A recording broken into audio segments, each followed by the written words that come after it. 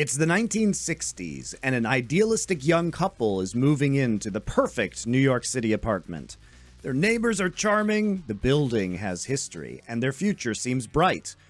But behind the walls lurk an insidious cult and an ancient evil. Roman Polanski's Rosemary's Baby isn't just a story about paranoia. It's the film that birthed modern occult horror. A satanic conspiracy, a woman gaslit by everyone around her, and a child that might be the Antichrist. God is dead! Hail Satan lives!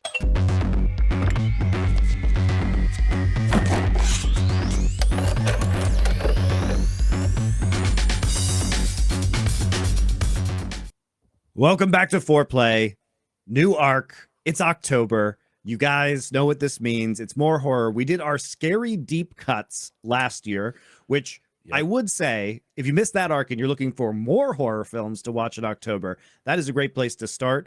Also, if you like our occult horror arc, there is a film Kill List that would also fit into that category and is quite good. But all of the films that we watched last year, Session 9, Cure, Kill List, and Gonjiam Haunted Asylum, I think definitely worth your time. It doesn't feel like a year ago, though. That's what's a bit disturbing to me. That feels like that was like a month ago. It's like, wait a minute, last year, what are you talking about? We're just in the content factory, man. Just banging these out. Yeah, it's great. And obviously, we do them before they come out, like weeks and weeks sometimes. So I'm just totally lost on the timeline of when we recorded stuff. Yeah, exactly. But no, there were some good choices in that one, and that's why, rather than just do the same thing again for Halloween, we thought we'd make it a theme, and obviously that theme is the occult. Shall we define the occult, Monty? That feels like a very MonteCristo thing to do. So in terms of the occult, when we talk about occult horror films, these are films with actual, these are the ancient scriptures that people find, the weird books, the under the radar cults that are operating to summon demons or for other nefarious purposes, right? So it's pretty specific, and to be fair, there aren't that many occult horror films, honestly. Like, they're not that many. It's a pretty niche part of people horror. confuse films having ghosts in with being specifically occult, whereas or to me possession. it has to have some element of like ritual, the ancient demon cults, summoning. It can't just be like, hey, it's scary. Like, for example, if people don't get it, something like Friday the 13th isn't an occult horror film. That's like, it's a horror film, but I would say most horror films aren't occult. I'm with you. The irony is that most of the satanic rituals in Hollywood happen off camera. That's true. They don't want to call attention Shout out to my it, boy right? Stanley Kubrick one time. So there are some obviously that are, there are going to be not some, but many that are left off this list. But I wouldn't say that compared to slasher horror or monster horror, this is by far the biggest genre of horror, even though I personally really like these occult horror films because they tend to be more psychologically subtle, more about how to hide the occult / magical activity, how to manipulate people. So they tend to be slow burner thrillers for the most part, which is pretty interesting. I think what makes occult horror so strong, and you know, when we were kicking this around, I've got a lot of the classics, you know, and even some of the Hammer horror movies, you know, like, you think about Blood on Satan's Claw and stuff like that. A lot of it does veer into witchcraft, which is kind of adjacent to the occult. But what makes a really good occult movie is it's almost about the discovery of what is behind the veil of mundane reality. Like, that reveal is always the profound. That's where the horror is, because you know, you think about it, like, we all have that curiousness about what's really going on. You know, you go around someone's house for dinner, you have dinner, you know, you say, oh, thanks for a lovely time. They close the door, but now what happens, right? Like, you know, what's going on? We have this like constant thought process about how veneers of reality can maybe obscure something that's really going on. And so Satanism and the occult, it's a very good kind of cipher for that, because obviously what's strong about this movie, which we'll get into, there's this like banality, like all the people in the cult in this movie are just nice, seemingly nice old people, or, you know, they're really benign, and a big part of the horror is Rosemary, the titular Rosemary, kind of having to come to terms with, like, it's not just my paranoia. There is something off. There is something weird that's happening. But the people in my life who supposedly love me are telling me that I'm wrong, that it's just the pregnancy driving me up the wall, you know. And so this is the ultimate one. This is like the progenitor of like so many cult movies and occult movies, including Hereditary, which we'll get to, where there's so many parallels. But it's just like, you know, this is why this type of horror really works, because I think everybody kind of feels like at times in their life, like something's just a little bit off here, and I don't know what it is. Now, I'm not saying, you know, if you have a weird interaction with a person, they're necessarily in a satanic cult or worshiping Moloch in their spare time.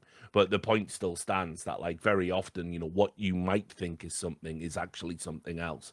So yeah, and what it also dips into is like esoterica. So like, you know, what's so fun about it, I think, is that, you know, for example, in Hereditary, one of these demons comes from the Key of Solomon, and so you get all these like weird apocryphal religious texts that have this information in it. So it's also just fun to research and look up and figure out where they pull all these, the creators pull all these themes and ideas from.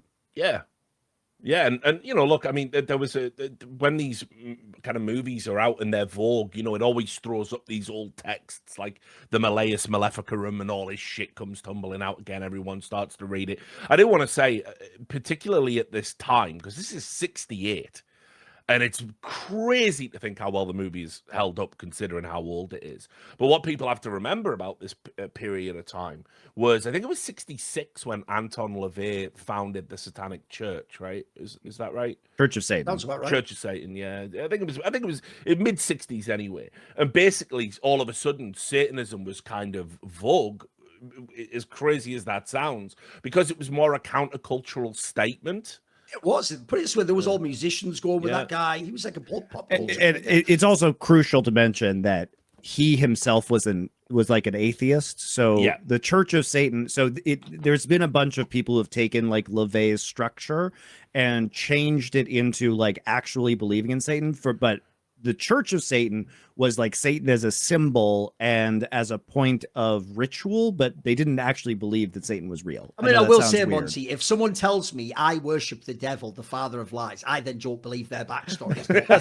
Look, including man, the idea that just telling you what it's about. Look, even though this is purely just symbolic and secular, I'm going to choose to do all the really evil things. So, no, by the way, another key thing I think ties into this film and this genre, by the way, because this film and Hereditary do it well, but a lot of other films make this classic mistake. They make the mistake of the Alien series, which is, it is always better where the law is like a little bit muddied. It's a little bit vague. You get a little tease of something. You get a fact here and there. You get something. But as soon as you actually tell all the like who, when, where, that ruins the whole film. Like the best thing about the Occult Conspiracy isn't. It's literally this group from this thing doing all the. If you make it too overt, and especially if you put that as like the main storyline, then it's just like a fucking. It's just a thriller, but with occult elements. I think it's always best when it's sort of like not the mystique is maintained. When you maintain the fact that, like, the reason why these two movies I'm drawing the comparison, Rosemary's Baby and Hereditary, is I'd also argue these are two films which contain a very different framing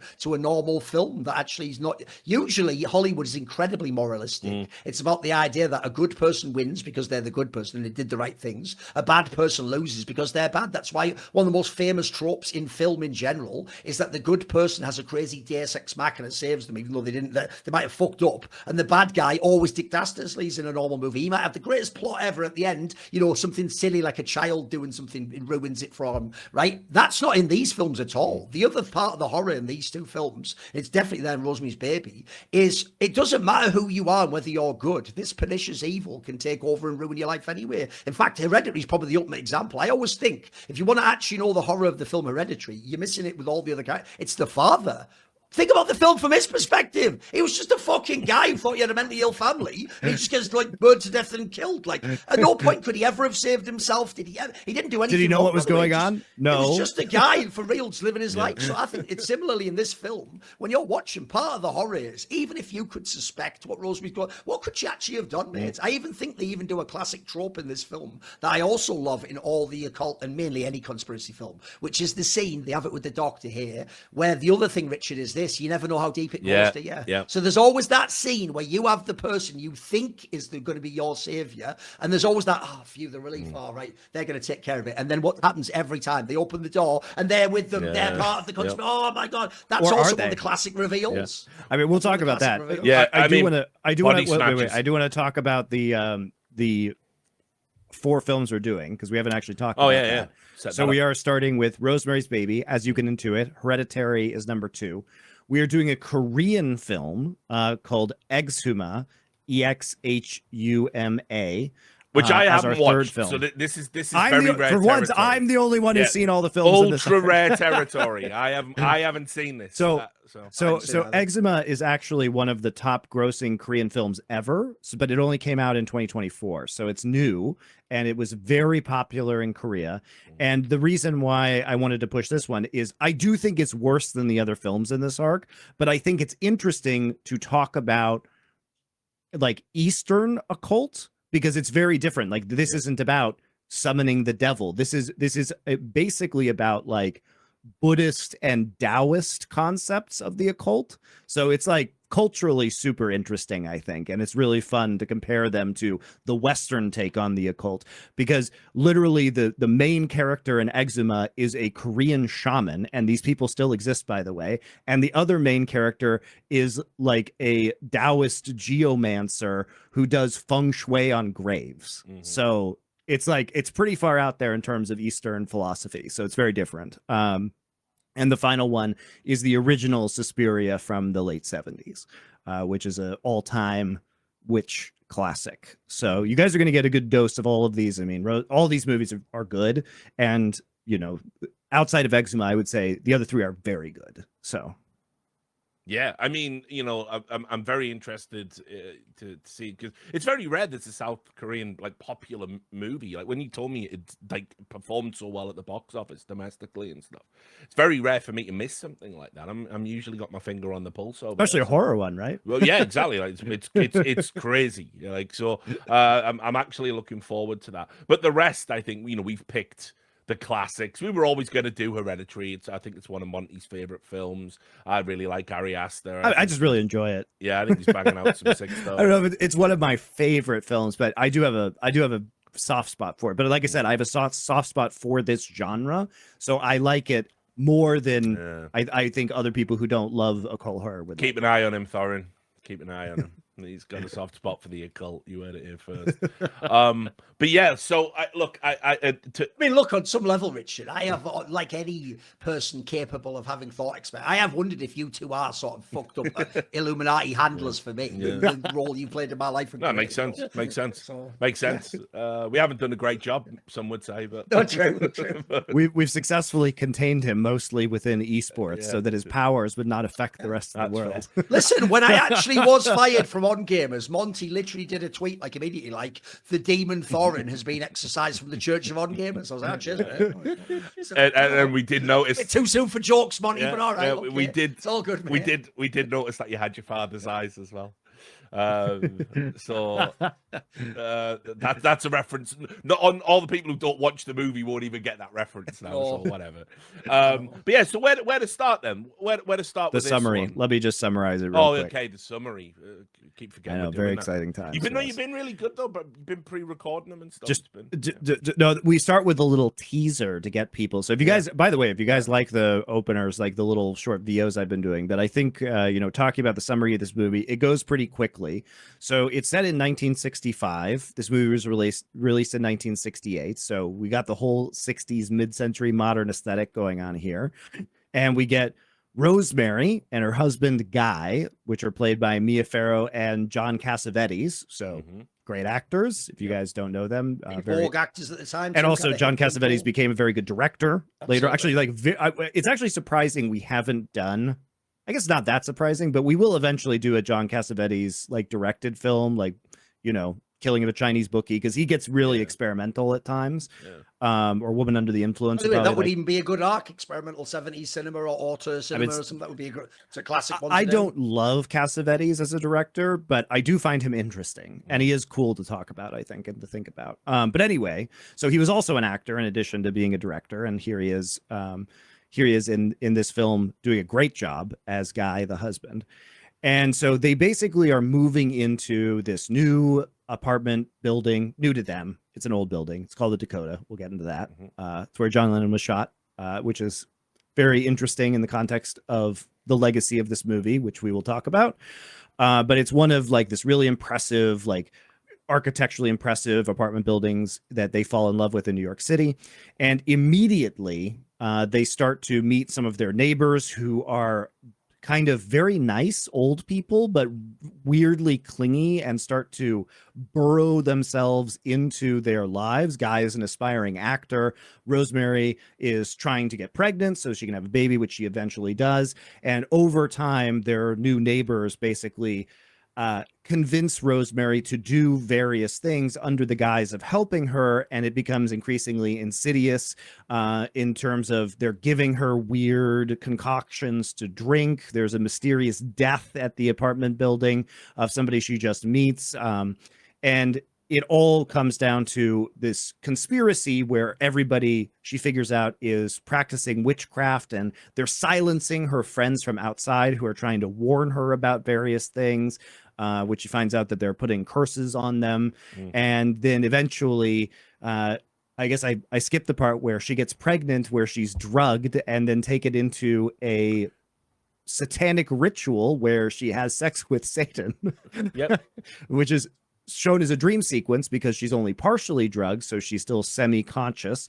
And then they gaslight her about what happened and weirdly just make it about her husband raping her while she was unconscious, which very strange choice, but it was the 60s. It's a Polanski movie as well, let's not forget. It's a Polanski movie.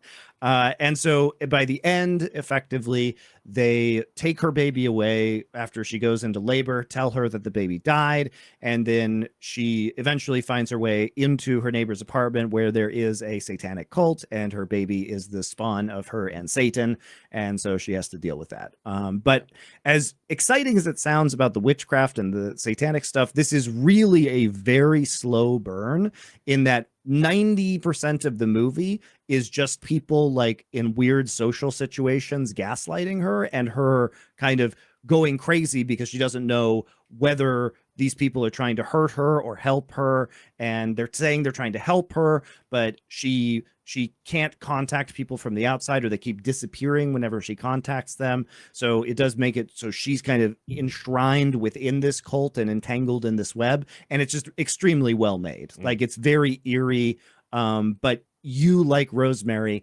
can't really deduce what is going on, who is good and who is trying to manipulate her until the very end.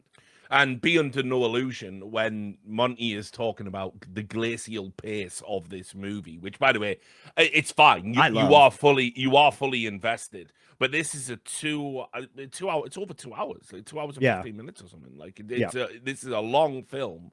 Probably one of the longer where almost ones nothing happens, by the way. Yeah. Like, and it is it is literally a pregnant woman like living in the corner of her eyeballs, being incredibly paranoid because she knows people are fucking with her, but she can't just kind of put a finger on it. And that is such. By the way, that is such a crazy theme for a movie. Like the fact that this gets adapted from the source material and turned into a movie like this. It's really, it is a movie, I think, that could have only, in this form, that could have only come out in the 60s. Like, if this movie gets made later, like, you know, it probably, they have to add all sorts of shit. Can Satan be a recurring character? Can we have a fight scene? You know, it would have to add more to it. But ultimately... There's very little action as well. Yeah, there's very little. Yeah. No, there's nothing. But it keeps your interest the whole time. Yeah. Like, I was just, you're glued to it because you're like, it's so like you're trying to figure out the mystery yourself, which is why it's so compelling. Because what this film does that is it's impossible to summarize is this sense of eeriness, which just grips you throughout this thing. Yeah. So what are very potentially boring domestic scenes become supercharged by this otherworldly sense that something is going wrong, and it does feel weird. You just can't quite put your finger on it, so you're trying to figure out yourself what the meaning of this is and who can actually be trusted. And you're also questioning Rosemary, frankly, as to whether she is in a stable you don't know if mental she's state. a reliable narrator. Like, for all we know, Yeah, maybe exactly. this is going to turn out to be like some French film where it's like this was all a dream and it was just her imagining it and exaggerating. And by the way, another thing as well about this film is it's impossible to actually get into the headspace of someone in 1968 watching this. Because I'll tell you one thing immediately, I cannot remove from my mind, is 1 year after this film, the director's actual pregnant wife is killed and murdered by a cult of people who otherwise should just be normal hippie. Like, fucking hell, bro. Like, that is such a bizarre, like, almost resonant echo throughout the person's life later, and even then add in the fact that later on, almost 10 years later, the director himself then has to like flee the country because he's alleged to have raped someone. So like all of that, none of that was there in 1968, mate. This is just a director who's a guy from Europe, and he's, he probably considered a little bit experimental, and he's doing these interesting films. He's done some bang of it. But then this part, that has to be in the background of your mind to some degree if you're a modern viewer. Yeah, I think that's eerie in itself. I think and just quickly to expand on that, if you guys don't know, and you can look this up, but Roman Polanski, the director, who also did Chinatown, but that was in 1974, so later. This film was 1968. In 1969, his pregnant wife, Sharon Tate, was murdered by Charles Manson's family and cult at their house in Los Angeles. It's what they reference in the film Once Upon a Time in Hollywood or whatever. Yes. That's what they were recreating, like so with a different latest ending, basically. Yeah, the most recent Tarantino film, Once Upon a Time in Hollywood, it's the Tarantino style, alternate It's the history. Inglourious Bastards retelling of that story, basically. Yeah, He's doing the same thing, exactly. I mean, I think just to talk about that, I think the way it's intended, because in that movie they go to the wrong house. They instead go to the Leonardo DiCaprio's character, what's it called, Cliff's Booth or something. I can't remember his fucking name, but whatever. But anyway, they go to the wrong house, and therefore, by extension, Sharon Tate, who's portrayed as this like very attractive, full of life, really down to earth, accessible person, even though she is a great beauty. She goes to the theater to watch her own film, and she's enraptured when the crowd are like laughing at her lines and stuff. It's essentially talking about the power of cinema as wish fulfillment, and I think like Tarantino was a big fan of this movie, and by the way, it's supposedly rumored they thought about Sharon Tate as Rosemary. Yeah, well, yeah, she. Think how crazy that would be. She nearly was cast. Apparently, it was just that would be really fucking disturbing. Yeah, it was just a knockout audition from Mia Farrow. Apparently, that like put her in. Which, by the way, she's a tour de force in this film. I mean, if you by a million miles. It's alive, guy. It's moving. It's alive. It's all right. Feel. Wait. Oh, yeah, felt it. Don't be scared, it won't bite. Oh, it's wonderful. It's really... I feel it kicking. It's alive. It's moving. Now, if you were trapped in one of our occult horror films, you might start to get really nervous. And what happens when you're really nervous? Well, of course, you start sweating. But if you'd like to sweat less, Mando deodorant now has deodorant plus sweat control to reduce that perspiration for you. So you can actually stop the body odor and the sweat before they start now with Mando. And it comes in a variety of manly scents like bourbon leather or clover woods. So go ahead and you can pick up some Mando. Upgrade your male grooming here in the autumn season. And not only do they have solid stick deodorant, they have cream tube deodorant, which is a lotion that you can rub in. They have body wash. They have bars of soap. They have deodorant wipes, which you can use to eliminate some odor if you're not in a place where you can take a shower immediately. Say if you're camping out, enjoying the fall colors. Let's say you can't get to a shower immediately for whatever reason, but you happen to have some of these around. It's a quick cleanup, and it does astonishingly eliminate all that body odor immediately. I've used it myself for that on multiple occasions. I really appreciate their deodorant wipes. And you just give it a little shot because the Mando starter pack is perfect for new customers. Comes with a solid stick deodorant, cream tube deodorant, and 2 free products like a mini body wash, deodorant wipes, lots of options for you to pick from, and free shipping. As a special offer for our darling listeners, new customers get 20% off site-wide and free shipping with our exclusive code. So that will be the code FOURPLAY, FOURPLAY, at shopmando.com for 20% off site wide and free shipping, shopmando.com. Please support our show. Tell them Foreplay sent you. And also that your foreplay was significantly more enjoyable without any kind of body odor on your taint due to cream tube deodorant. Give them that information, please. Be explicit. They love to hear about that. Mando's got you covered with deodorant plus sweat control. Say goodbye to sweat stains and hello to long-lasting freshness. I mean, like, but one of the best performances I think I've seen from a woman in this kind of movie, which could very often be just throwaway fodder. You know, it's like the horror genre. You don't usually think about great performances, and Mia Farrow is exceptional in this film. Well, in this arc, you'll see some good ones too. Oh yeah. Particularly from Toni Collette, like women you just said. actors, Yeah, you'll see some really good female performances in this arc. Yeah, but I mean, like, I think Mia Farrow absolutely holds the movie upright here. She is so believable in what she's going through. And let's talk a little bit about this. And it's three guys on a podcast talking about women's biology. Welcome to the chuddening. I mean, I will say no women would ever make that disclaimer if three women discussed the men's film about men's film. They would give all their takes with zero fucking thought for that. So funny how that thing works. But I will say, like, obviously, you know, and Monty could attest to this. You know, pregnancy's tough. It's a real hard time, and you've got all these changes happening to your body, hormonal changes, and you know, hormones are incredibly fucking powerful things. You know, like they do alter, you know, feeling, sentiment, perception. They really, you know, tap into all of that. And so I think one of the things that it really does well, and with a sensitivity that makes it kind of surprising, it's a male director, is Rosemary is sympathetic even when you think she's being neurotic. Oh, sure. There's like and trust me, it nails the tone.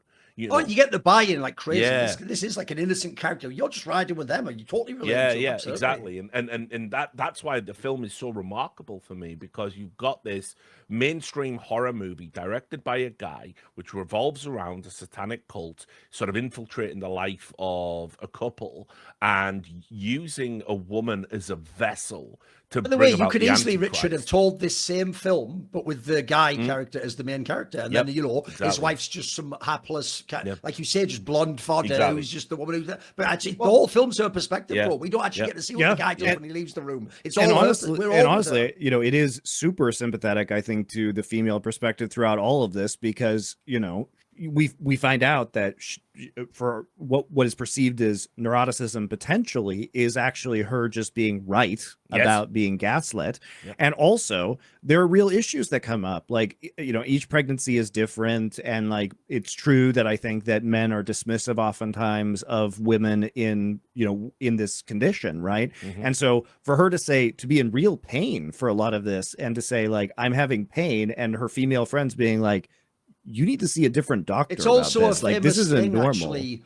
That's a famous problem some women have as well, is that they're too agreeable, basically. And they will actually, in a scenario where someone would go mad if they were constantly in bed, they might just think, I have to put up with it, or people are telling gaslight. Or is this normal? Or because you know, she hasn't experienced it before, and so like it takes her female friends literally just keeping men out of the room in order to have this conversation with her about how this isn't normal, and this doctor, who is part of the cult, by the way, you know, is doing things and not treating her properly during her pregnancy. And you know, it is super sympathetic. And not to mention the way the story beats occur, right? So like, think about just at the opening, right? Before she's fallen pregnant, she makes a friend. She makes another female friend in the building, right? And like, it looks like that there's going to be an element there, and then that friend seemingly commits suicide by jumping, you know, from an apartment block, and she's just out on the street. There's that insanely anachronistic scene where they go, "Oh, do you know her?" come have a look, and they just lift up the fucking, they just lift up the tarp. Just a splat head as well. Just like wrecked to show it to like the landlord or whatever. But whatever, ridiculous. Yeah, I mean, that's just crazy. Whatever. Yeah, whatever. We know that. But anyway, and then it's like, okay, so if you look at the meta commentary, you know, some women do find like when they're pregnant, and you know they might have a hover husband. That, you know, yeah, they do feel isolated from their friends. Like they feel isolated in what they're going through biologically if their friends aren't also going through it. And so, you know, that's a very real anxiety. Then you have the fact that she does get pregnant, and the way that happens is obviously she is quite literally raped by Satan. What after being drugged. While a cult is watching her after being drugged, but only she doesn't take the entire drug, so she's partially conscious. But the bit that's almost more horrifying, including, by the way, the iconic line, like, this is really happening, which is like fucking. This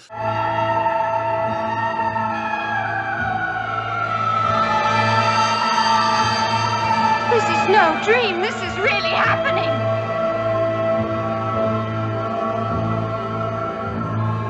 That's a super famous moment. Yeah. But what's almost, I think it actually is more horrifying. I'll put my cards on the table. I think the more horrifying part is when she wakes up the morning after it's happened and she's disoriented.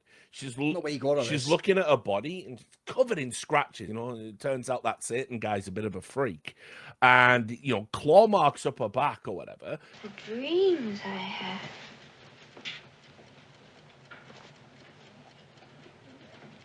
Don't yell. I already filed them down. I didn't want to miss baby night. And a couple of my nails were ragged, and it was kind of fun in a necrophile sort of way. I dreamed someone was raping me. I don't know, someone inhuman. Thanks a lot.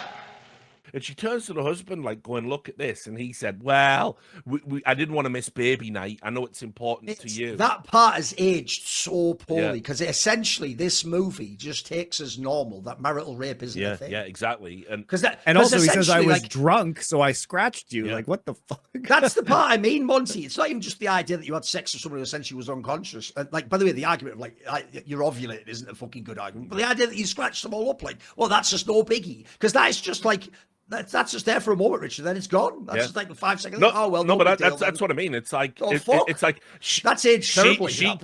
She's actually grateful that she was only raped and brutalized by her husband. Yeah, exactly. You know, so like that was really jarring, and again, you know, it's very hard to ignore that it does feel like there is a kind of like first wave. I mean, I think it's aged well, as weird as it is, because it makes it more horrifying. Yes, I agree. Like, I think, you know, these things, like, I mean, I think that it drives home the question of, like, what is actually worse in this scenario, right? Which is interesting. And then, of course, the whole storyline with the doctor. How many? I mean, like, you know, I've got family members that this applies to.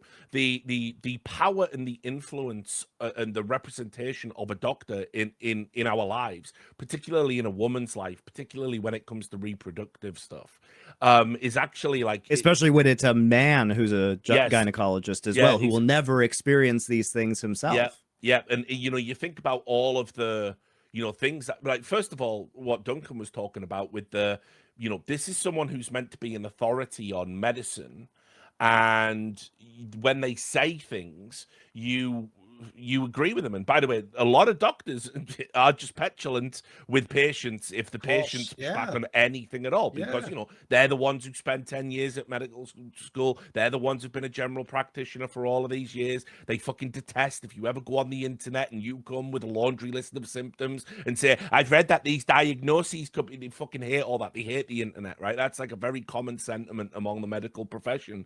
But equally, by the same token, it's your body, it's your fucking future, it's your health. There should be a little, you shouldn't feel afraid to push back on someone because of their expertise. And you know, like it happened to my godmother. My godmother died of a treatable cancer that she had initially she went to a doctor, the same doctor that knows she's had this cancer before. She had a scan come back, and the doctor said, it looks okay to me. And she said, but that looks similar to what I had the first time. And he said, well, which one of us has got the medical degree? And essentially told her to fuck off. And lo and behold, the cancer came back and killed her. She was, I'm now older than she was when she died.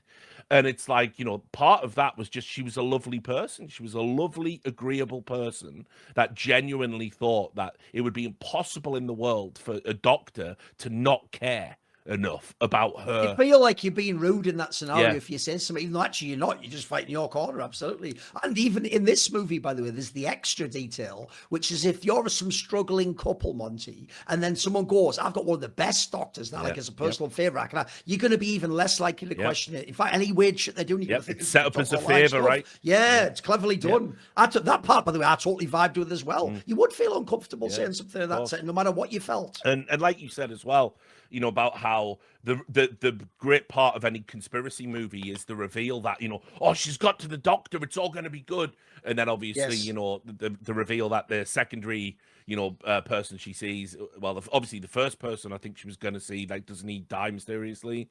And then, that's the Hutch friend. friend. The Hutch friend was put into the coma by the curse. Yes. Yeah, but what I love about the doctor scene, and this is where the ambiguity is great, is that she goes there, says a bunch of seemingly insane things to this doctor she's getting a second opinion from, including saying, there's a cult of witches after me. Yeah. And I know how this is going to sound. And then she mentions this other doctor by name. And so by the end, we don't know if this doctor with a second opinion is actually in on the witch conspiracy himself, couldn't he? Or he could just be saying, this woman is disturbed. I'm going to call her doctor and her husband. By the way, isn't that also a classic feature of any conspiracy film? Is the idea that because you yourself, you've gone through the slow reveal. Well, then when you try in 5 minutes to convince someone, it's why in movies where they travel through time, the least plausible part is that within 5 minutes, by showing someone one piece of information, they go, I accept that you are from the future then, because obviously that would take so much of the movie. We just accept that, and our disbelief doesn't mind it. But in movies like this, that is very believable, that if you quickly just said to someone, look, you're not going to believe this, but listen, you've got to believe it's a cult, and they don't.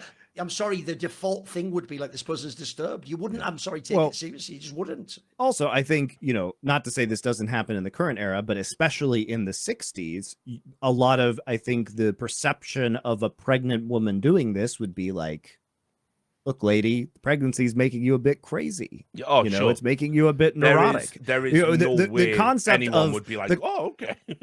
I believe, I haven't looked this up recently, but I believe the concept of hysteria is actually a Victorian word based on like the womb and sexual it making women crazy. I mean, remember, the actual treatment was to give them an orgasm by manually stimulating. That's real.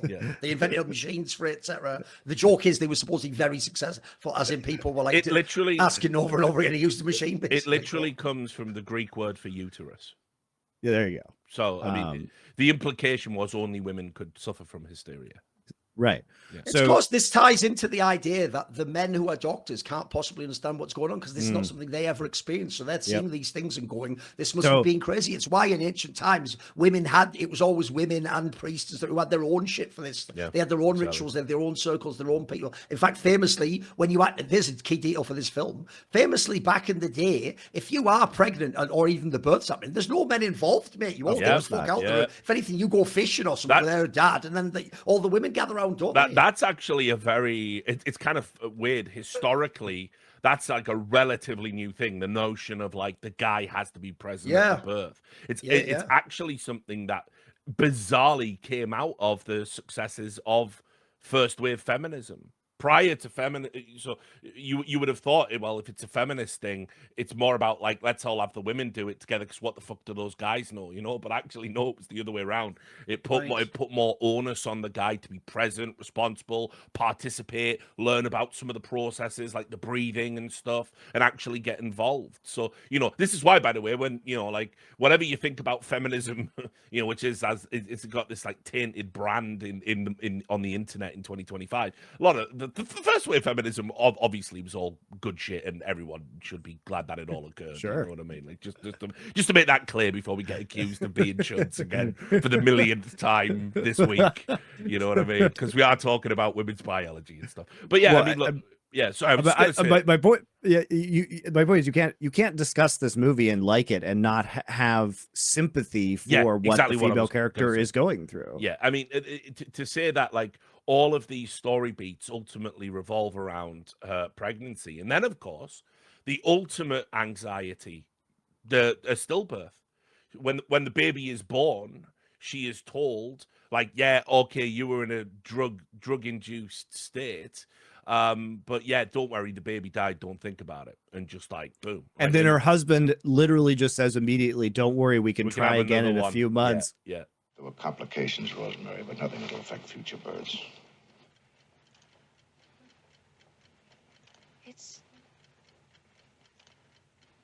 Dead. She was in the wrong position. The hospital, I might have been able to do something about it, but you wouldn't listen. Honey, we can have others as soon as you're better. Absolutely. I promise you. You can start on another in a very few months. As soon as you're better. I don't believe you. You're both lying. You're lying. It didn't die. You took it. You're lying. You're witches. You're lying. You're lying. You're lying. You're lying. Now, I know you guys would never go to sleep during one of the excellent movies that we have chosen for you here on Foreplay. But right after you're done, you might be craving some rest. And if you'd like to rest as deeply as you can, check out the Manta Pro Sleep Mask. I've been using this thing ever since I got it. I need blackout in order to sleep, and this has done the trick in an amazing way. It has these eye cups that are fully adjustable via Velcro to fit your face. It is made out of memory foam. It's extremely breathable. It has cooling fabrics on top of it. I've never felt hot when I've been sleeping in this mask. It stays away from my eyelashes, so it's really barely even noticeable that this thing is on, and yet it provides that total 100% blackout. It's machine washable, so you can go ahead and get it clean as often as you like. And it's just been overall wonderful to have. They also offer a variety of other mask options, including the Manta Sound, which has Bluetooth headphones. So if you like to listen to music or other things while you are drifting away into a restful slumber, that is a great option for you as well. So head on over to mantasleep.com and use our code FOURPLAY, FOURPLAY, to get that 10% discount on anything on the site. That's Manta, MANTA, sleep.com, and use code FOURPLAY. Yeah, like that is the lack of sympathy for what women go through is crazy. Yeah. And it's probably that more than anything that precedes it that really shows the sort of like callousness of the process. I mean, it is staggeringly, it's crazy to me. Like when I think about like, it's still like a really dangerous thing to go through. You know, it's still like a really massive undertaking. And there's all these pitfalls and things that can go wrong, and then you can go through all of that, and then just because of how things work medically, the baby can just like, you know, it never comes online, and you've gone through, like, I can't even imagine what that would do to somebody psychologically.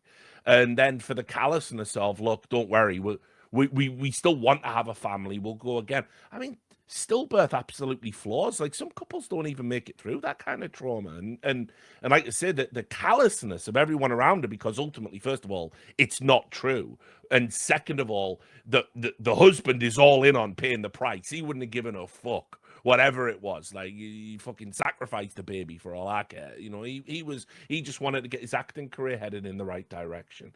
So it's really like, I think one of the things that like this movie will tap into is, particularly if you're a dude and you've got a partner, like the anxiety that goes into pregnancy is off the charts, man. Like, it is like a crazy stressful experience. It's like moving house every day for like 9 months. You know what I mean?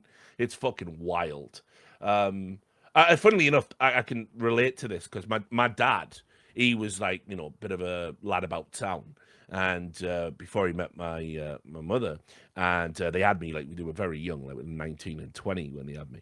And anyway, like he got pregnancy anxiety from watching Alien, which I think had come out in like 79. 79. Yeah, and he like was super worried that something would happen to her, and he was also so like biologically like freaked out by that film, he wouldn't have sex while she was pregnant. Right, this is insanely graphic detail that I know this. My mother is an oversharer, God bless her. That's insane, dude. Yeah, I know, but like he just wouldn't do it. He said the baby will be born with a groove in its forehead. That's what he used to say. He was like totally freaked out about it. So. And you know, so it's like, it's just fucking like, I don't know how people do it, man. Like, it is a scary time. Like, it's a real scary time. By the way, also in this film as well, because I feel like actually no one ever does talk about the John Cassavetes character. Yeah. That character, first of all, great casting in terms of like, that is the selfish dickhead want to be actor.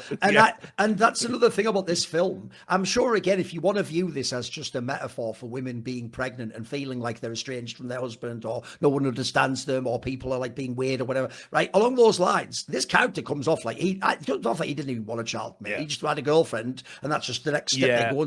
He just seems to me like the guy where, I'll even say this, he looks like the guy where if you hadn't have had a kid, if he'd have made it, he'd have just dumped this girl. You know, he'd have been with some fucking famous actress or something. Like, that's why if you notice, it's so sinister the way suddenly he like warms up to that fucking couple, and then magically he's really into it all then, and suddenly he wants to socialize. After complaining about it at first. Yeah.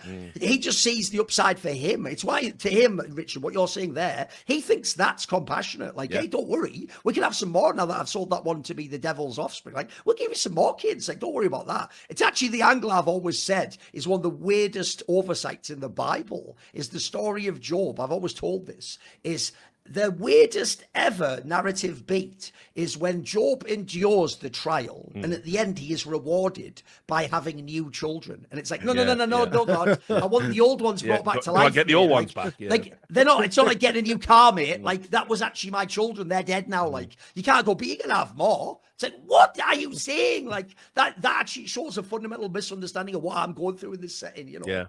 And by the way, I also think another cool detail that just, again, doesn't need to be a cult at all is the idea, Monty, that a woman could be horrified, especially if it was like a stillbirth, by the child. But then even in spite of that, I mean, in this case, even though it's literally the spawn of the devil, would still actually realize I am still a mother, though I still have a nurturing instinct. Actually, maybe I do still want to be involved, because isn't that kind of the mini double twist at the end? So I love the twist is you see the baby and that's the end. The ending she agrees to do it. Slaps. The ending she agrees so to do good. it, bro. That is so unexpected. Even though I know what's happening, but I think that part's the master. But that's I agree. That's why the end is so good. So first off, about Job, that's why the Gnostics were right about their interpretation of Yahweh, Old Testament God. But on the other front, about the ending to this, because at the ending of the movie, basically Rosemary discovers that they have her baby with these weird Satan eyes, apparently in this black. What a clever mechanism too! Like two of the key scenes in the movie are foreshadowed by the fact that, believe it or not, in a New York apartment you might have paper thin walls, Monty. That's a classic one. That's where you hear the devil ritual before you hear the baby crying. Like, that's actually a clever mechanism, though, to not have to say it's next door. Like, you can figure it out yourself, can't you? It's actually well done. And so the crib is just bedecked in black cloth, and there's an inverted cross hanging above it. It's great. And so, but the thing is that she starts to take care of the child, right? She wants to rock it. She wants to be near it, even though there's something wrong with its eyes, even though she knows it is now the child of Satan. This is the double-edged sword of femininity, right? Which is that biologically women want to nurture their children, and so that's the one. Even say, Monty, that there are people in this world who behave as monsters, who the only person who can love them is their mom. Isn't that a famous thing that we all see? And so that's the unconditional love of motherhood is wonderful, but also here we have her giving comfort to the satanic rape baby. To be fair, they offer her a really good deal at the end. They say, we don't have to give it out to this fucking fat, horrible wet nurse. right? If you mother the baby, you don't have to join into the satanic cult, and he'll probably spare your life when he's all grown up and takes the mantle of being the Antichrist on Earth. So, like, you know. By the way, it's only late in the movie you really realise this, but the sleeper actor in this film is the Roman Cassavetes character, the Sidney Blackmere guy. Yeah, he's great. This guy, once you later know what he is, even just the eyebrows, mate, the look of this guy is like he's just a Satanist piece of shit, isn't he? But like that scene at the end, again, when you say the mundanity, the fact that they're just going, "Hail Satan, hail!" That's Satan, what I was going to some ask. boomer guy though. It's like that's not the same as like some you're in a cove and like, oh It's my so God, it's like, just "Hail it's to also just so Satan." It's hilarious, non-threatening isn't when it? these old New Yeah. Yorkers are just saying "Hail Absolutely. Satan." It's great. What have you done to him, you maniac? Satan is his father, not Guy.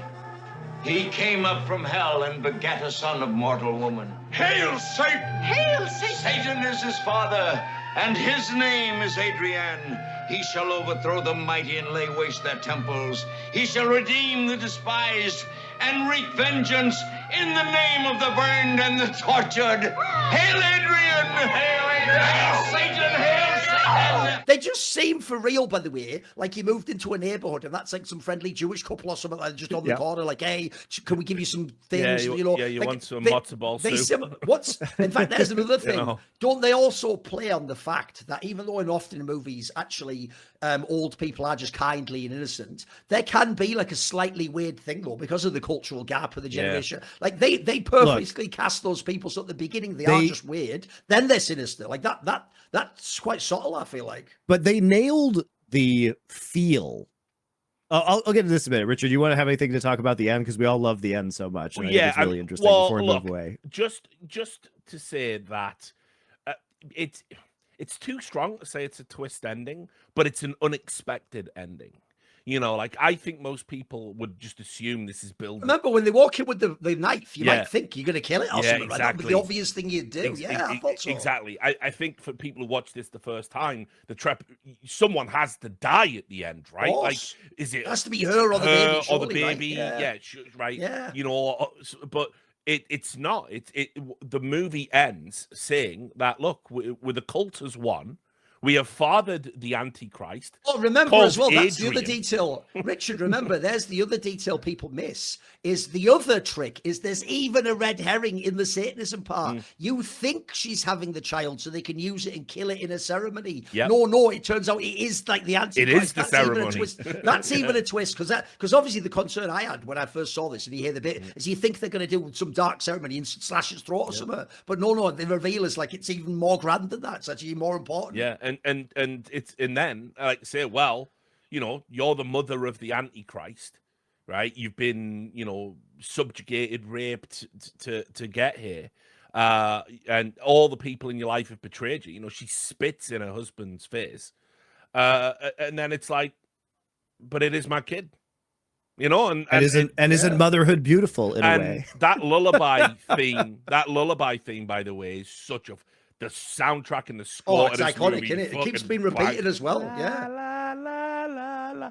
Think how by the way, you know? the first time you watch that, what a wonderful lullaby. Yeah. That's really sinister when you rewatch it. It's so dark, yeah. It gets like an undertone of like it's really creepy, isn't it? Yeah, and so I mean, look, I think like out of all of the ways this movie could have ended, like this is the bravest, boldest. You know, it's true to the novel, the source material.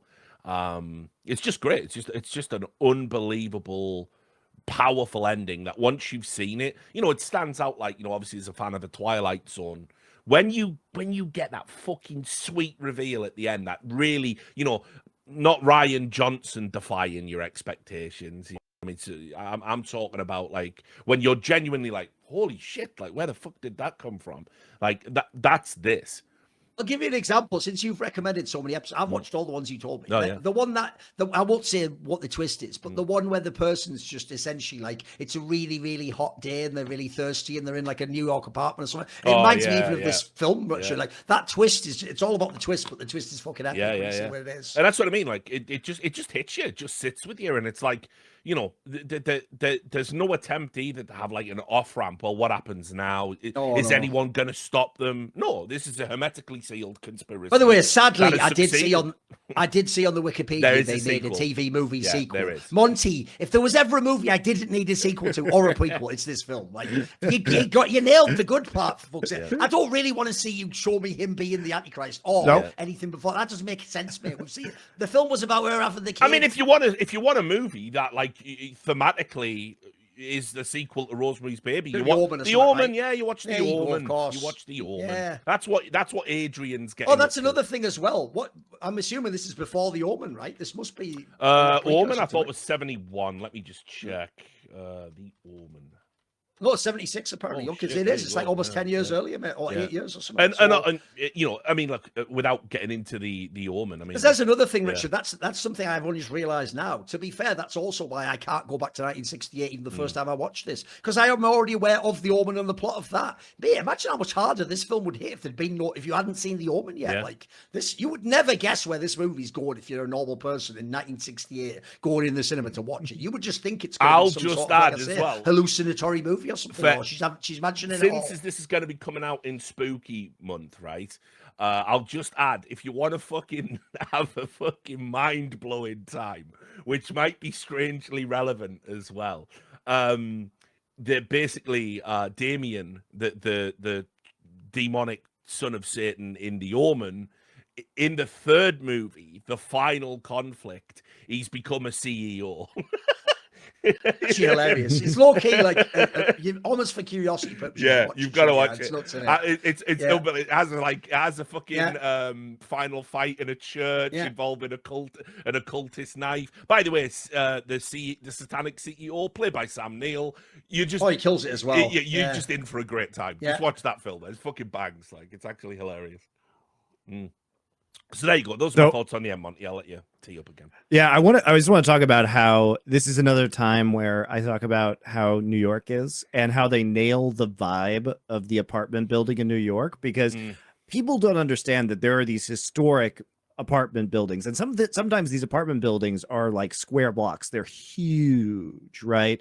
And they're very prestigious, and a lot of the times they're called co-ops. So what anyone's ever seen isn't that famous thing everyone's loving the last few years, Monty, that only murders in the building? Yes, I was going to mention that. The same Oh, right, okay. Yeah. So basically what happens is these are co-ops, and a lot of these people have been or owned these apartments for many, many decades. And if in New York, if you're part of a co-op building, that means there's a co-op board. And that means in order to buy an apartment, you have to be approved by the board. So oftentimes, famously, like celebrities will be turned down from living in certain buildings because they don't want paparazzi outside. And they're just like, fuck off with your circus, you know? So what happens is you get these really eclectic groups of people living in these buildings, and they're all in each other's fucking business, right? And so many of them are friendly, but it is, I think, somewhat uncommon for new people to come into these buildings. So there's a lot of curiosity about who these new people are, because most of these people are just ancient and have been there forever. And the Dakota, the building in which this was filmed, is one of the most famous apartment buildings in New York, and you can see why, because it's real, right? It's fucking cool looking. It's super interesting architecture. It's a beautiful building, and this is later on where John Lennon was murdered. So John Lennon lived in this building, and outside on the street, basically where that the lady killed herself and, you know, died on the sidewalk from the jump, is very close to, I think, where John Lennon was actually murdered. So this goes into this movie is cursed as fuck. But no one ever talks about the curse behind this movie. Like everyone talks about the Exorcist one. And that's like a lot of that's based on misinformation. But like this is cursed. Like Sharon Tate is in this film. She's in the background at that party. Oh, really? Yeah. I mean, because obviously, like, you know, Roman was like, "Come on, baby, I'll put you in the movies because I'm a weird sicko who doesn't want to separate his work, from his real life." Weird occult horror movies. Don't worry about it. It's about a blonde woman getting raped. It's a million miles away from anything we'll have to worry about. So in any case, like, I do think that for those people who might think that the social dynamics are weird, this is a very like New York thing, and especially the older couple that's in this. What's their last name? Castevets. right? Which, by Especially the way, mini is so close to Cassavetes. Yeah, I know, right? That's why I had to check. And also, by the way, it does feature that detail. Listen, this part I don't think's aged as well. When they do the Scrabble, like I like it. It's like cute. what his name actually. Whatever. It's yeah, all right. It's all yeah, right. That's why they had to They force the name to be that spelling, though, Monty, But- so but- they could spell that name. But you know they what I mean? also do a good job of like putting the Scrabble Chekhov's gun in the beginning of the movie where they're playing it, so you know they have the Scrabble set, right? And you know, maybe the Zoomers don't understand this, but everybody owned a Scrabble set. Like I played Scrabble True. as a kid. Until what, like the early 2000s. This is just like, you guys think of all the cool board games we have now, but before those existed, there was just only Scrabble, so that's what we played. And especially people of that generation.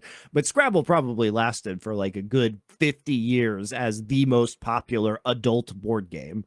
And so it would be very common for people to have those tiles, and everybody who saw this movie would have known instantly what that was. Yeah, for sure. I mean, you know, look, it's definitely got that great vibe to it. There's no doubt about it. It does feel like authentic. It's also got that. I mean, how many horror movies start with the central premise? Oh, this place is perfect. Why is it on the market? You know what I mean? It's like Native American fucking burial ground, you know, fucking haunted, serial killer living in the walls. Like, I just love that they go into like just very specific over detail for New York, which is, hey, this apartment was subdivided previously, because a lot of these were like palatial apartments previously. And so think how amazing the apartment of the Satanist looks when you get into it. Yeah, At the end. It's all like but like a it's like match, it looks that whole awesome. floor or whatever, that whole Yeah. part of the building would have been one apartment, but they say very deliberately, oh no, your living room is the old Well, that's dining why they room. have the door, isn't it? Very Yeah, early, you that's- have the reveal of it's like an armoire or whatever in front of that door Yeah. cupboard or So, whatever. but Yeah. it's like a weird New York quirk where this used to be some giant apartment that has now been Like the whole subdivided floor's one apartment, into basically, the still premise. super Right. nice apartments, right? But Right. it's not for some banking baron like it used to be. It's for still probably rich people, but not super rich people. And so you get all these weird quirks where it's like, well, the room is not used for its original purpose, so it's kind of weird to be using this as a living room because of the layout. Or we don't have like the bathrooms in a weird place and kind of was like shoehorned into a corner. Or like you say earlier, we have these very thin walls because this wall was added artificially after the building was constructed and used for many years. And so they really, I think, just like nail the New York City vibe repeatedly throughout this movie, from the people to the details on architecture, which I don't think anybody who has not lived in New York really gives a shit about or finds interesting, but they put it in there and it's very authentic. Yeah, and But isn't it always like the art fucking decor style or whatever, Monty? It's that sort of an area is always what these buildings are, right? Sure, I mean some of the older ones, sure, because that's like the deco was really dominant in New York when they started expanding into like skyscrapers and stuff like that in particular. So yeah, I mean it's very cool. Here's a It's very question for both of you. What the fuck turns Guy on to the fact that this motherfucker can give him what he wants? That part is so sinister in the film that like he doesn't want to go and have dinner with these people, and then it's like all of a sudden he's enraptured by the Satanist, and the only clue that's He thrown promised out, him the fame. yeah, but the only clue that's thrown out at the dinner that it might be some sort of satanic thing is when he talks about the Pope who's visiting like Yankee Stadium or whatever, and he goes, "You don't have to show him any authority," or you know whatever that throwaway line in the movie is. And it's like, yeah, I'm like Guy seems very interested in him very quickly. But I like the ambiguity, Richard, Sure, because again, we don't know whether Guy set this all up. He could have already been part of the cult prior to them moving in, and he agreed to be in this building, or he showed he showed Rosemary the building knowing that this was going to be an insane deal, and he was getting this insane deal because he was already part of the cult, and he was playing, oh well, I don't want to go over there, but we'll just go anyway this one time, and then he hits it off. So the question is he such a piece of shit that he instantly falls under this guy's spell?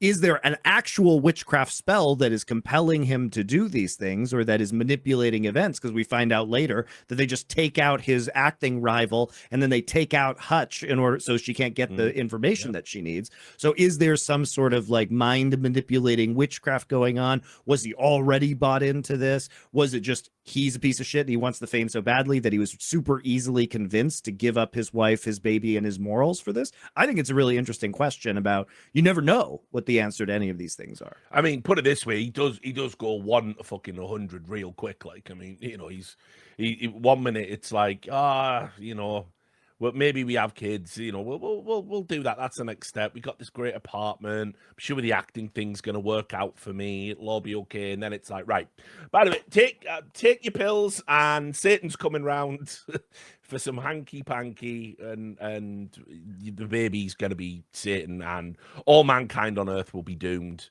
But I'll have a good acting career until he turns 18. So, he's like, fucking hell. And the way I do like the mechanism too, because this is another thing that's mad relatable, is that if you do move somewhere new and you befriend an old couple who don't have any friends, that alone is going to be awkward. You might never get rid of them. They might be coming around with a different thing every fucking day and trying to insert them. And by the way, not in a sinister way, like in this analogy, maybe they don't have kids, or maybe they never did have kids, or their kids they don't have kids. We know that. Yeah, so that they're sort of adopting you in a way, and they're being grandfather. Well, we also don't know if they've had to sacrifice them kids off. True. You know what I mean? Well, that's actually a detail also that people miss in this film. Remember, the whole thing with the original girl, who's some sort of like runaway who they've taken in, who dies, who had that necklace on, etc. It's implied this isn't the first person, by the way. This is just the newest candidate, essentially. Before that, they're just taking runaways in, mate. People who, by the way, no one's going to suspect when they die. They're just going to think, oh, it's some tragic case, you throw her out the window.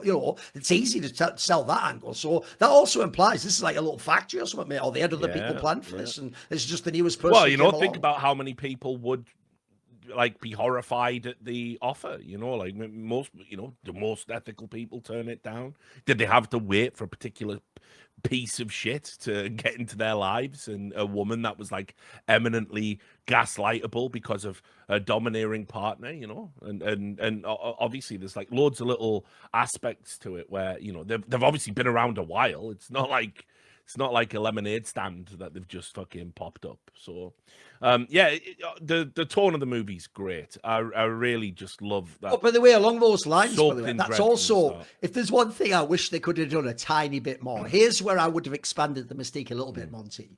When they say early on, because I thought they were setting this up the first time I saw this years ago, when they go, why were all those paintings taken down their apartment? They only show you a couple of them. Bro, I would have had a whole sequence like that. I would have had a lurid scene where you go through and you're seeing, and I would have had every image be something like a crazy, like apocryphal, like fucking, like all the most evil scenes from the Bible, you know what I mean? Like all fucking Sodom and Gomorrah. I'd have had all crazy shit like that. I'd have people eating children, those classic ones, Saturn eating as well.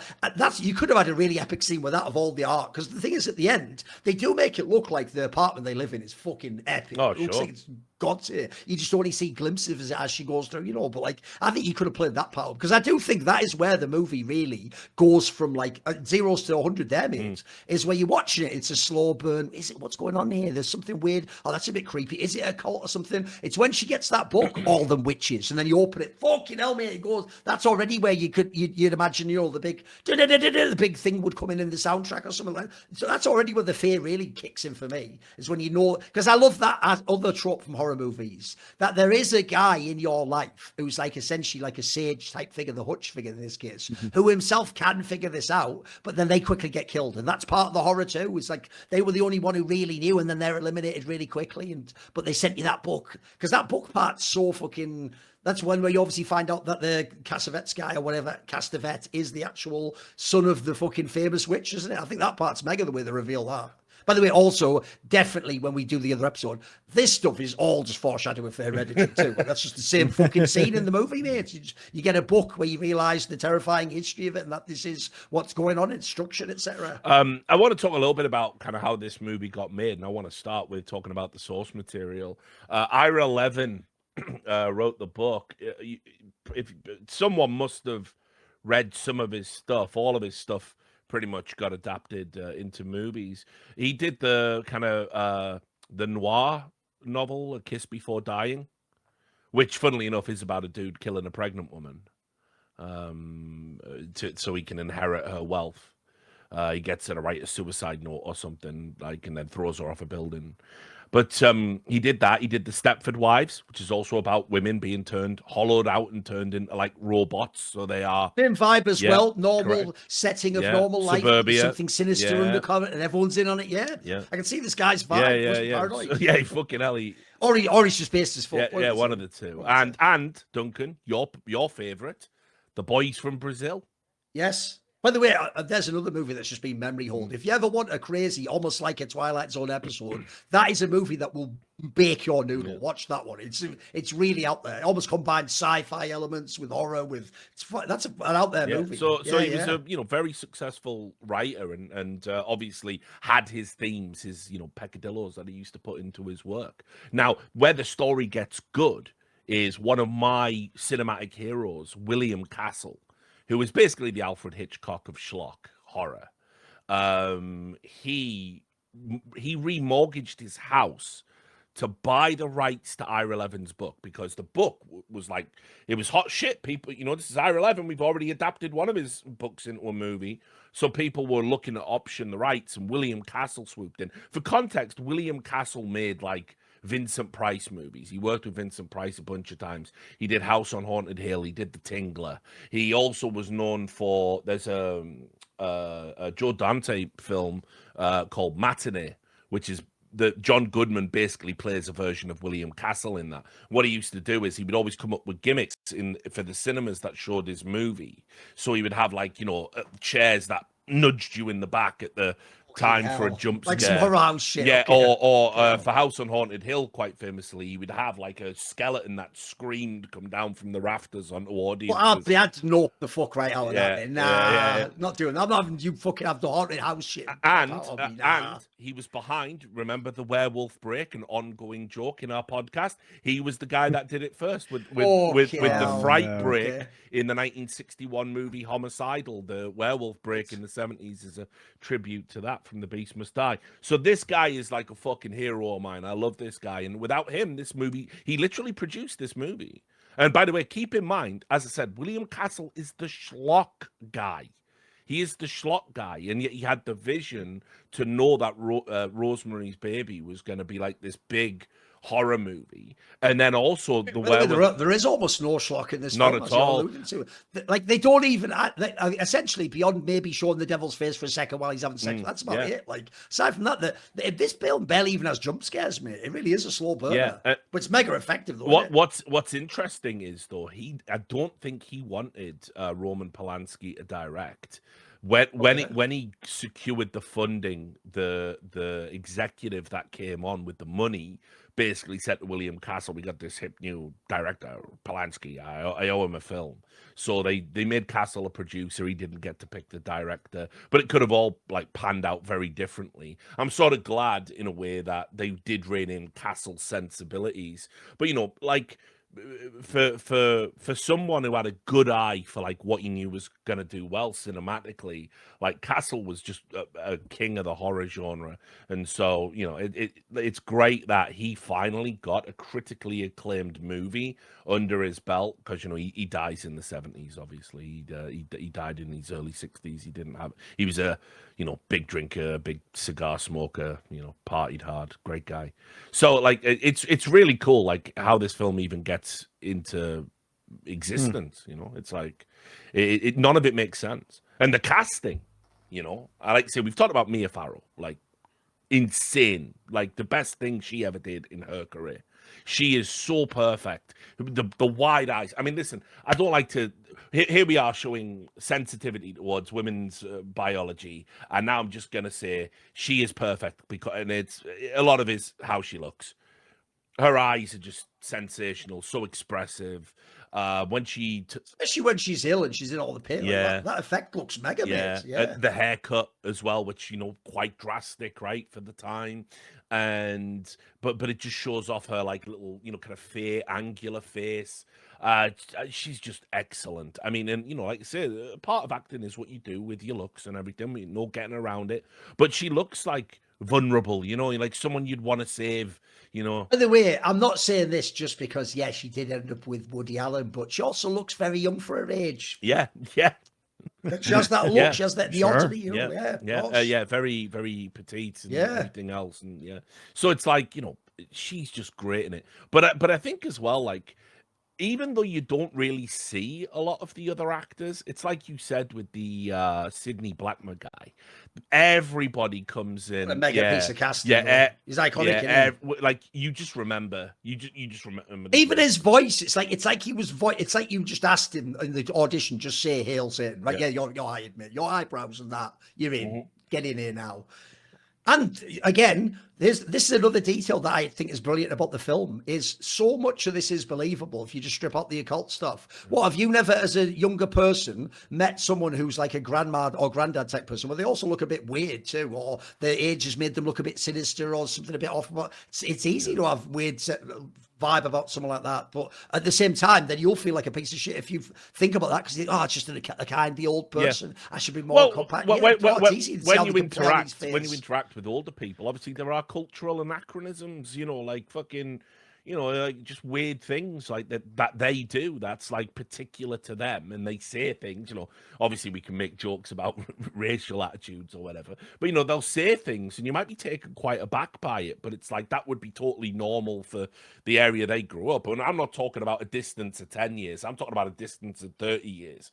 A lot of people don't realize culturally how big that divide can get. And so, yeah, there would be this little weirdness about it. There would be this little weirdness, but they're well-intending, they're well-meaning, but it might feel a bit like, that's a bit weird. So I don't know about that. Even the bit where she gives Rosemary the lucky charm of the person who just took a header out of a building, super lucky. Like, she took a pendant off a fucking dead body and go, here it is, and it's filled with this root that fucking stinks. By the way, what a great reveal later, though, where that's what happens in the doctor's office of like, oh, that's weird. You don't have that pendant thing. That's what you must not have noticed, because it used to be smelling yours, and the whole time that doctor had that same fucking smell coming from him. Like, fuck. Exactly. So that's good. It's a good reveal, though, isn't it? They foreshadowed it all. Perfect. I mean, it's almost like setups and payoffs matter in films. You know what I mean? But they do. That's the other thing about this film. There's no like weird Deus Ex Machina type weird shit in this film. It's all foreshadowed. It's just very subtly done. You want to know something else? Because I always love talking about this shit, and we haven't done it yet. When we do our blaxploitation arc, this is going to be, that's it, I can die a happy man. But you want to know what's interesting? You know the person that plays the lift attendant? That is the great D'Urville Martin, who directed Dolomite. And like the director of Dolomite. But what's interesting is Rosemary's Baby was one of his early credits. He'd had like a couple of lines here and in there in a couple of other movies, like Guess Who's Coming to Dinner and that. And by the way, that also plays to what you're saying, Monty. That's also how you know this isn't just a random shitty New York apartment block. It has its own fucking like lift guy who takes you up and down. Like, that's like a classy establishment in that scenario. But he would go on to have like a recurring character in several blaxploitation films, including the fucking fantastic Hell Up in Harlem, where he played a guy called the Reverend Rufus. He's just fucking great. He is in so many classic blaxploitation films. Laugh out loud funny. You know the Netflix movie My Name is Dolomite that they made with Eddie Murphy. Wesley Snipes plays this guy in that. All right. Okay. So and plays him brilliantly. So yeah, it's so jarring to me that I totally forgot he was in the film, and I'm like sat down there and I'm like, it's Rosemary's Baby, blaxploitation legend D'Urville Martin's there in the elevator. It's like, it's so tonally weird. It like almost took me out of it for a moment. But that's, by the way, another one as well that I thought was interesting casting, because this is another thing I'll draw when we later do the episode about Hereditary. I think there's a direct parallel here as well. Is that woman who is almost like the wet nurse at the end, the one who's rocking thing. Notice how that is just the Joan character of fucking Hereditary. Mate. They present themselves as the kindly figure who's just a nice person, but they're secretly part of the cult. And then the second like they've got what they want from you, they turn on you, mate. It's that sudden turn of sort of like the hostility towards you that's so jarring. Because but when you see that woman at the end, you despise her, you fucking hate her. But before that, she's just some kind woman. She's just another person in the background, you know, to drink or whatever. Like, she's one of those nice people in there where she's coming to get the milk and all that shit. Like, I love the like sinister aspect of that as well. Because by the way, that is another thing just from real life that you will experience if you are a young person. You know that thing? I actually often find it happens when people go from being kids to teenagers. It's not just that you change. change. It's that because you've changed, an aunt that before might have just been super lovely because you were a baby to them or a little kid always. The second you become a fully fledged adult, maybe they'll have a falling out with you. Maybe they'll have a hostility. Maybe suddenly you'll see a side to them. You're like, oh fuck, I didn't know they had anger or they had a lot of issues or just that part too, I also find like quite fucking interesting too, because that woman at the end is like, that's also part of like, as we say, how they like trick her into being part of being the mother, right? So you don't want to leave her with this fucking woman that doesn't give a shit, who's just raising him because he's the devil's son. Like you want someone who has affection, who has kindness towards it. Yeah. Because that's also sinister, isn't it? That whole thing where they collected the milk and stuff. Yeah, I mean, look, there's loads of like just fucking sweet little character actors that just like flesh this out. Like, I put it this way, it could have been like hysterical reveal where it ends up being inadvertently funny. Like they could have all been there, and it's all like they're all fucking nude and daubed in blood. A bit like Hereditary. Well, yeah, and it's like, oh, hail Satan, hail Satan. They're all laughing maniacally. Yeah. And like everyone, and she's like, no, it can't be. It could have been that. It could have ended like that, right? And I've seen movies that do end like that, and they fucking stink. But instead, it's like they're all just sat there in an office, like smoking cigars. Ah, yes, welcome, welcome to our Satanic club. Oh, God. Oh, shut up with your old gods, or we'll kill you, milk or no milk. You shut up. Rosemary's his mother, so you show some respect. Come, my friend. Come see him. Come see the child. Well, I think that's what's so insidious is that they're all so normal, right? He also does just feel beyond the fact. A chair and Of have course, a glass. Beyond the fact the child is that's the thing though. Beyond the fact the child is the heir of Satan, that is also what it would be like if you just had like a fucking christening party. Yeah. Like that would be a bunch of people sat around like, oh, look, great to see you. Like that vibe's the same. That's why Richards nailed it. The actual one of the most terrifying aspects of the film is it's not that they were faking it. They are those people, but they're also Satanists. Yeah, exactly. They are just a bunch of old people who live in a building in New York. Which, as we said, at this time, that's I think it's probably like a almost genuine anxiety in the sense. I can't speak to the motivations of why Ira Levin wrote this book rather, but I can certainly say that like he wrote it in 1965, I think. So if the Church of Satan isn't founded until 1966. That makes him not just a great writer, but like insanely prescient.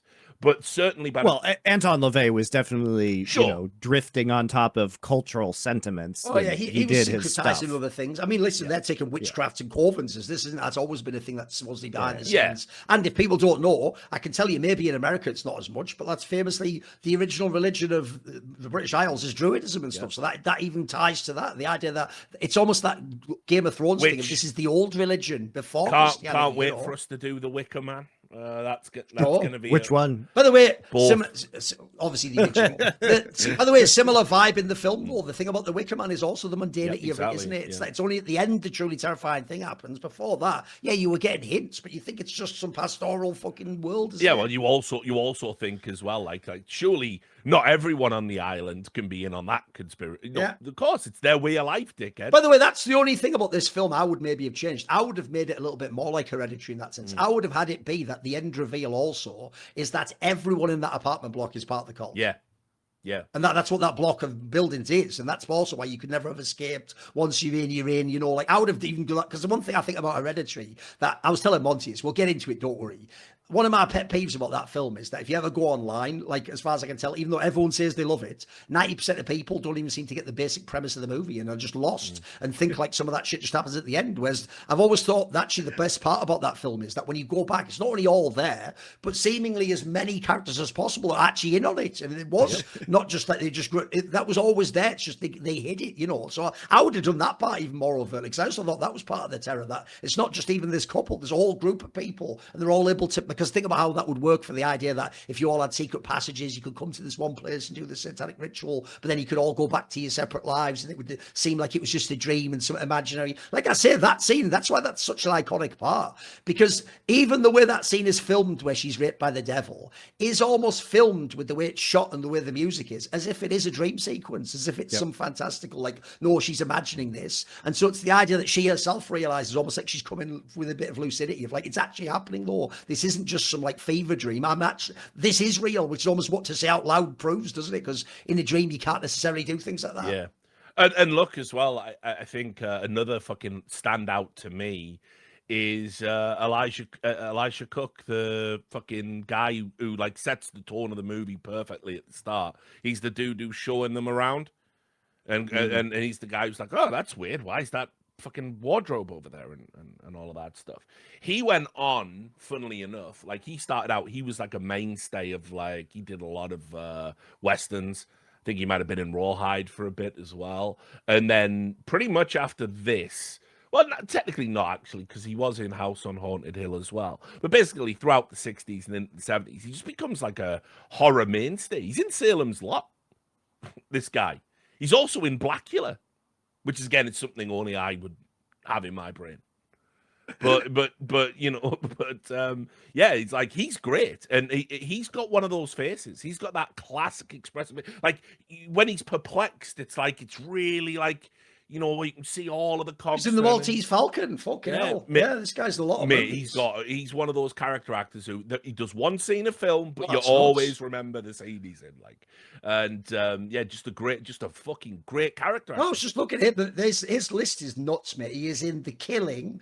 He is in fucking The Great Bank Robbery. Pat Garrett, Big Sleep. Billy the Kid. He's in everything, Sleep, mate. Yeah, he's just a character actor. Yeah, and that, like I said, this is something we don't have now, I want to say, in modern movies. Let me just soapbox and lament a little bit. There were actors that made their living on doing that one scene. You know, like an actor that you brought in, you're like, oh, we need a spooky landlord. We need town drunk. They would just come in, shoot for one day, crush the scene, crush their lines, super memorable standout. But there was no need to ever like elevate them to being stars or whatever. Like, you didn't give them a movie.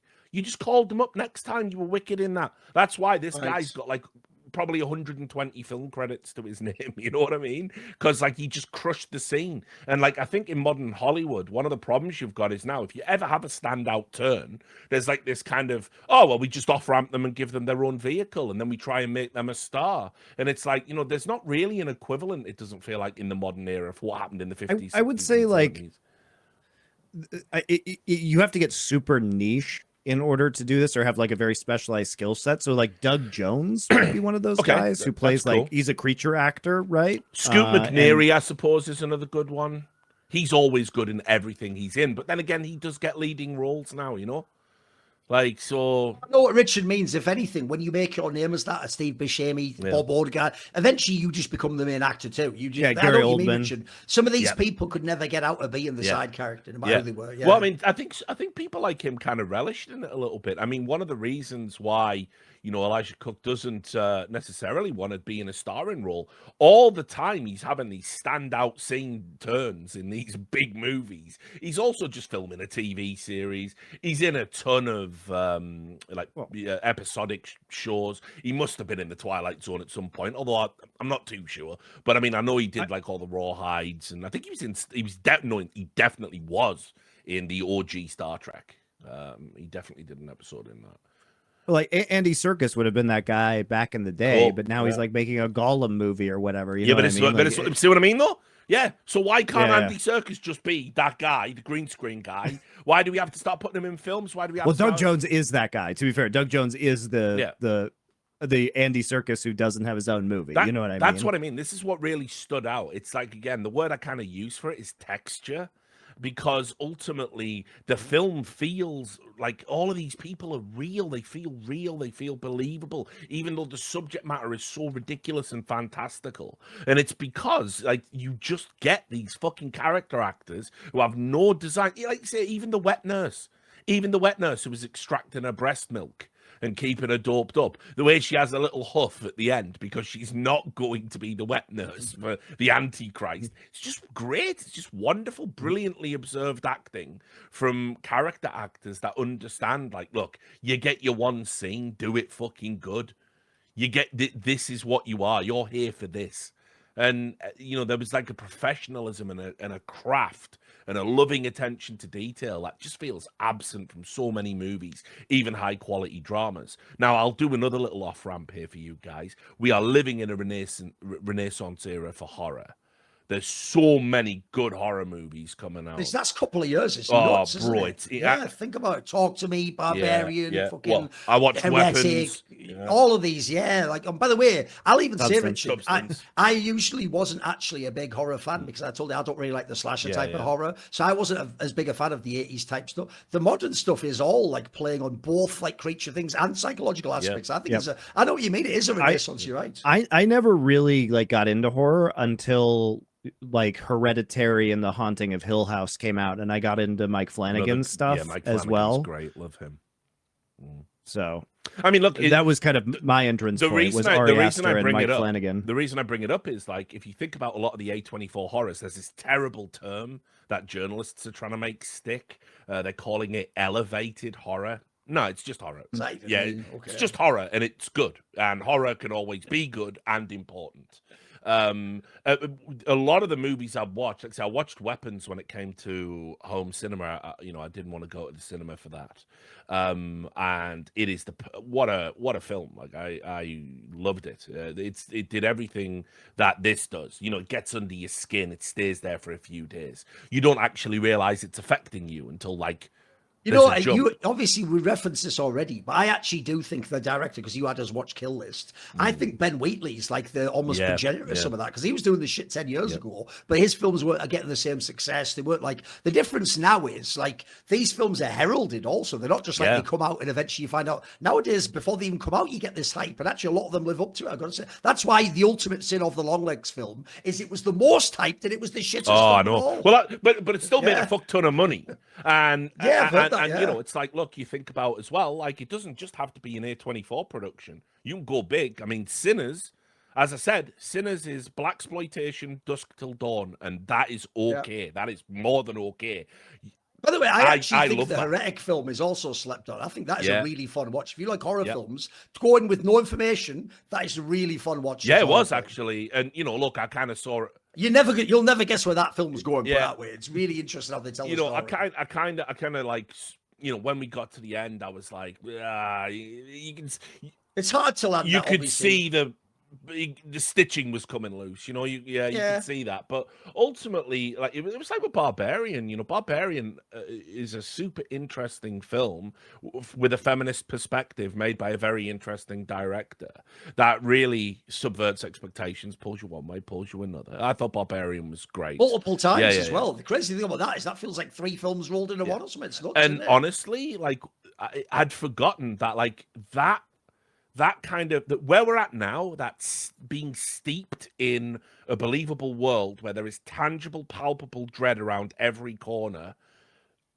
It's this. It's it feels like no, you're right. It all comes from this film, Richard. I was even thinking the same thing. I'll tell you another example of a film that keeps the mystique perfectly. Is that Talk to Me one? Like, bro, they never explain what's going on. It would ruin it to explain it. What's better is that it's just some horrible, horrific shit with things manifested in our reality. But I know what you mean. Like that sort of eeriness. This film has to be the progenitor of some of that. Definitely. And it's like, imagine how spoiled you are to live in a time where you're getting like a Rosemary's Baby like every couple of months or something. It's like but this, as I said, it surprises me how few people have seen it. I was having a conversation with a friend who is not just a horror aficionado, he is now a published horror writer, right? Who's just had his second novel greenlit. And I said, bro, I'm recording a podcast about Rosemary's Baby tomorrow.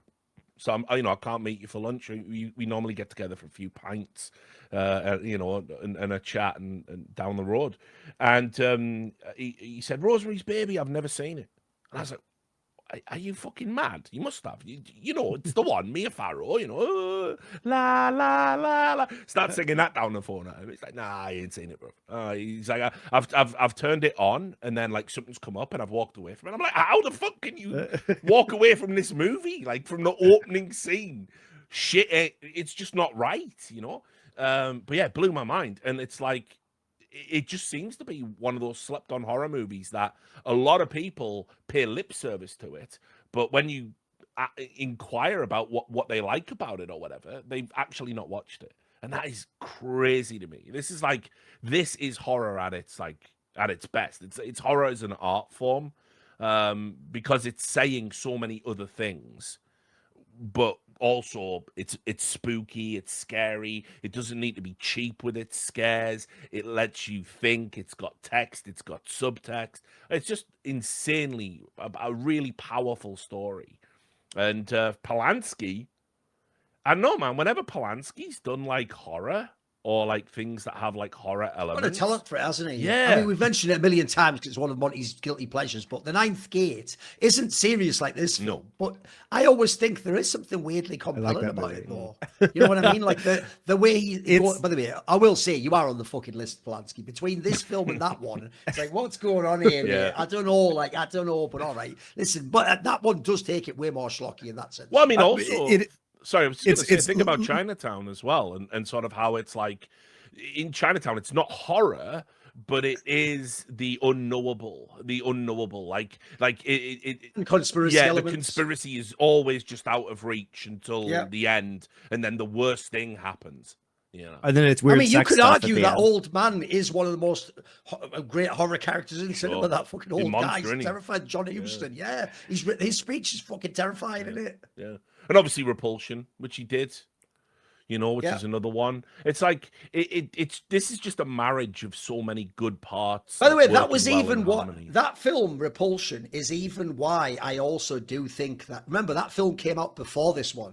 Right, if you watch Repulsion and you watch this, you could easily think, oh, this film is a woman just fantasizing. These are her nightmares as a pregnant woman. This is how the hormones affect her. The idea that essentially what she says, this is real, though. It's more, it also has a literal interpretation. That's also part of the horror, because Repulsion is the classic one of like, what about what you're imagining, or you think something's crazy? Of course. So it's like, it's just great. It's just a really fucking good film. And like I say, and what I'm glad about is, like a lot of horror movies, when their DNA is extracted and they become a genre, it's extracted in a really cynical way. It's always who wants to be the next Friday the 13th? Who wants to be the next Nightmare on Elm Street?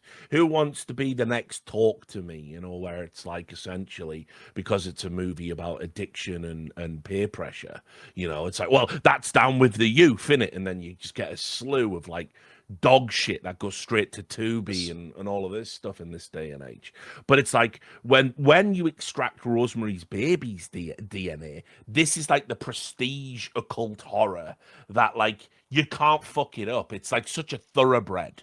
Like any part of its DNA goes into your film, you are probably going to. It doesn't get ruined that it has influenced the other things. Sadly, the most classic example is the film Citizen Kane is semi-ruined by the fact everyone copied from it a million times over. So if you're a modern kid who watches it, you're going to go, "What's the big deal?" That I don't think that even applies. I think this totally still holds up all the elements of it. Up great. Even though you can see where it's been aped and where it inspired people and where people are taking certain aspects. To me, it all still works when you watch it. In fact, I would say this is a film that is better on the rewatch. Yeah, it definitely is. I mean, put it this way, I loved it. I've never not liked this film. I loved it when I was younger as well. But I mean, like as you get older and you have this like common life experience that's going on there, it's very easy to kind of like notice the more sinister aspects. How social groups operate and being a fish out of water. We've all had to move, right? We've all had to move to how people take advantage of you when you're vulnerable. Yeah, exactly. Yeah, how social vulnerability can be preyed upon. And as I said, the great horror, which by the way is also it is Lovecraftian as well. He had a lot of this going on. That thing that it's like as soon as the door closes and people wave bye-bye, they're into some fucking demonic shit. Like, and it's right there next to you, and you would be completely unwitting about it. And if you were ever exposed to it, it would sort of break your brain or drive you insane because it's so horrifying. And it's like, we do kind of feel those things, obviously just not on as extreme a level. You can completely identify with everything that's happening here. It feels like a very real descent into horror. It's not like, again, the Suspiria remake does it pretty good as well. There's been lots of movies that have like really paid a reverence to this and showed it the proper respect. And it's no coincidence. Those are great movies too. So yeah, this was a banger. What a way to start off an arc, man. Fucking love this shit. All right. Well, guys, we'll see you next week as we continue our occult horror arc for Hereditary. Till then.